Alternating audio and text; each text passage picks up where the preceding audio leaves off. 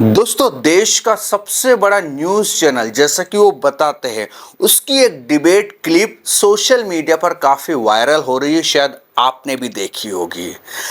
उसमें दुनिया की सबसे बड़ी पार्टी की एक प्रवक्ता दूसरी पार्टी के प्रवक्ता की मां के लिए जिन शब्दों का इस्तेमाल लाइव डिबेट में कर रहे हैं ना, वो बड़ा ही हैरान कर देने वाला मामला है। इस देश के मीडिया की ये स्थिति हो चुकी है कि आप घर में अपने परिवार के साथ बैठकर न्यूज़ चैनल ट्यून करने में शायद संकोच करते हो।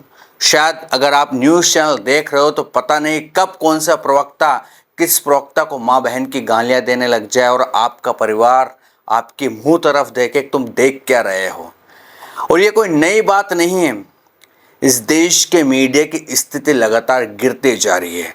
प्रवक्ता जब माँ बहन के जिन शब्दों का इस्तेमाल अगर लाइव डिबेट में कर रहे हैं तो सोचिए को ऑफ कैमरा किस तरह की उनकी मानसिकता होगी माँ बहनों के लिए। खैर, आज हम इस पर बात नहीं करेंगे क्योंकि क्या ही बात करें, मैं तो तकरीबन 7-8 साल हो चुके न्यूज़ चैनल देखता ही नहीं हूँ।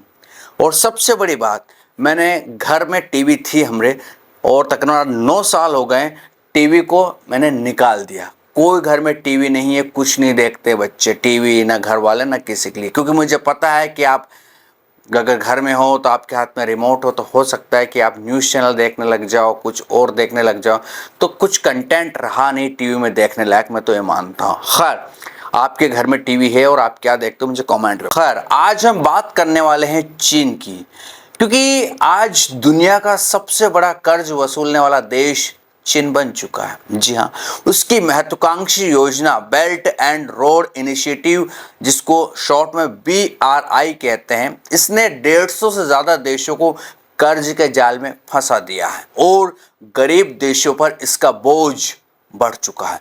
पूरे 94 लाख करोड़ रुपए का कर्ज गरीब देशों को चाइना ने बांट रखा है। अब सभी को पता है कि चाइना की पॉलिसी है कि हड़प नीति को कहीं ना कहीं मानते हैं कि किसी देश को अगर उन्होंने कर्ज दिया है वो नहीं चुका पा रहा है तो उसकी संपत्तियों पर कब्जा कर लो, लीज पर ले लो। हम करेंगे इसका आगे जिक्र, लेकिन जो मैंने राशि बताई आपको 94 लाख करोड़ रुपए, जिसको करीब 1.13 ट्रिलियन डॉलर मान सकते हैं, इतना कर्ज दुनिया के कई सारे गरीब देशों पर है। तो आज के वीडियो में हम कर्ज के जाल की सच्चाई, इसके पीछे तथ्य और इसका गरीब देशों पर क्या असर पड़ेगा ये समझने की कोशिश करेंगे।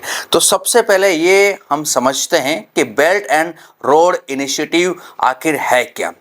तो 2013 में चीन के राष्ट्रपति शी जिनपिंग ने इस मेगा प्रोजेक्ट की शुरुआत की थी। इसका मकसद था एशिया, अफ्रीका और यूरोप के देशों को सड़कों, रेलवे, बंदरगाह और अन्य इंफ्रास्ट्रक्चर प्रोजेक्ट्स के जरिए जोड़ना।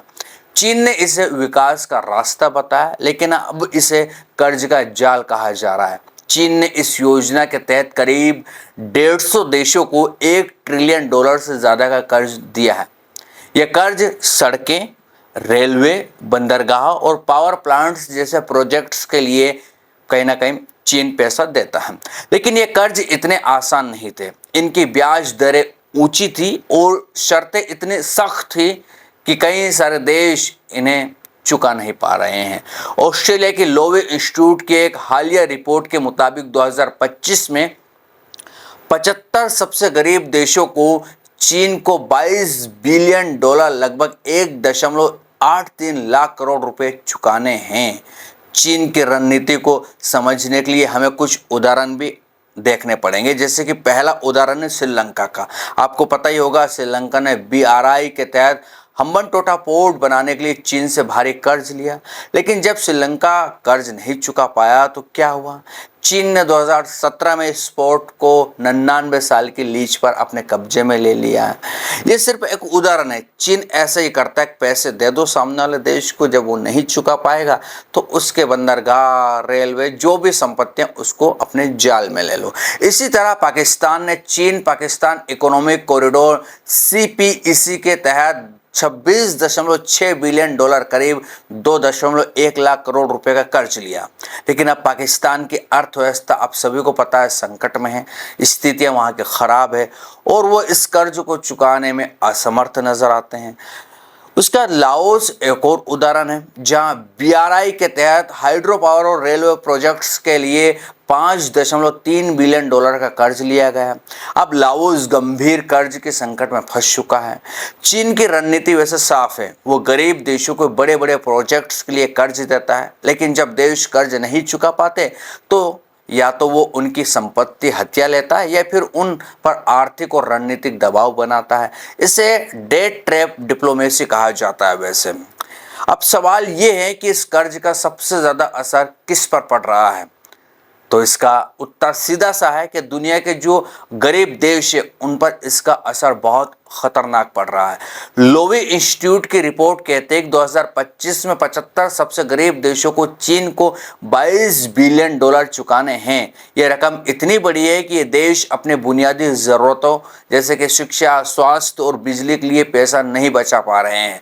उदाहरण के लिए केन्या ने स्टैंडर्ड गेज रेलवे के लिए चीन से 6.7 बिलियन डॉलर का कर्ज लिया, लेकिन ये कर्ज केन्या चुका पाने की स्थिति में नहीं है और इसका असर वहां की जनता की जिंदगी पर पड़ रहा है। इसी तरह जोम्बिया, मंगोलिया जैसे बड़े देश भी कहीं ना कहीं कर्ज के बोझ में दबते जा रहे हैं।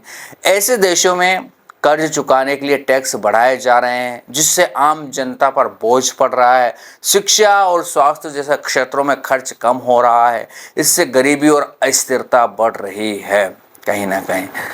तो लोग ये भी कहते हैं कि फिर भविष्य में क्या होगा, तो लोवे इंस्टीट्यूट की रिपोर्ट कहते हैं कि अगले कुछ सालों में चीन और कर्ज लेने वाले देशों के बीच तनाव बढ़ सकता है। कई देश या तो कर्ज को रिस्ट्रक्चर करने की कोशिश करेंगे या फिर अपनी संपत्तियों को चीन के हवाले करना पड़ सकता है। इसके अलावा पश्चिम देश खासकर अमेरिका इस मौके का फायदा उठाकर अपना प्रभाव बढ़ाने की कोशिश कर सकता है, क्योंकि अमेरिका तो ताक में ही रहता है, आप सभी को पता है। लेकिन अमेरिका की विदेशी सहायता में कटौती इस रास्ते में कहीं ना कहीं रुकावट बन सकती है। तो कहीं ना कहीं ये पूरा मामला था, मैंने आपको जो बताया। तो चीन की बीआरआई और इसके कर्ज जाल का सच मैंने आपको पूरा बता दिया, जहां 150 देश व 94 लाख करोड़ रुपए का कर्ज उन पर और गरीब देशों और बढ़ता बोझ, ये सब बताता है कि वैश्विक अर्थव्यवस्था में कितना बड़ा खेल चल रहा है। लेकिन सवाल ये है कि क्या देश इस कर्ज से उभर पाएंगे और क्या चीन की यह रणनीति दुनिया के लिए खतरा बन सकती है? आपके क्या विचार है मुझे जरूर बताइएगा, क्योंकि चीन दरअसल मौका देखता है और जो हमारे अड़ोस पड़ोस के मुल्क हैं, जितने भी आपको हमारे पड़ोस के मुल्क हैं, ज़्यादातर मुल्क को उसने अपने जाल में फंसा लिया है। चाहे आप नेपाल की बात कर लो, नेपाल में भी उसके काम चलते रहते हैं, शायद पुल बनाना या ब्रिज बनाना या कुछ चीज़ें हैं। बांग्लादेश की बात कर लो आप, है ना, उधर आप और दूसरे देश हो गए, मालदीव की बात कर लो, वो भी चाइना के साथ नज़र आता है। यानी कि जो श्रीलंका हो गया, पाकिस्तान हो गया, यानी कि जो गरीब देश है, जो छोटे देश है, उनको चाइना अपने मकड़ जाल में उलझाता है, उनको पैसा बांटता है। जब पैसा ये देश नहीं चुका पाते हैं तो वहाँ की संपत्ति को अपने हैंड ओवर कर लेता है, जैसे कि श्रीलंका में किया है। तो इन देशों को आने वाले समय में चीन किस रूप में नज़र आएगा, क्या क्या इन देशों को तकलीफ़ें झेलना पड़ेगी, ये तो आने वाला वक्त ही बताएगा। लेकिन आपको क्या लगता है, आप मुझे कमेंट में बता सकते हो।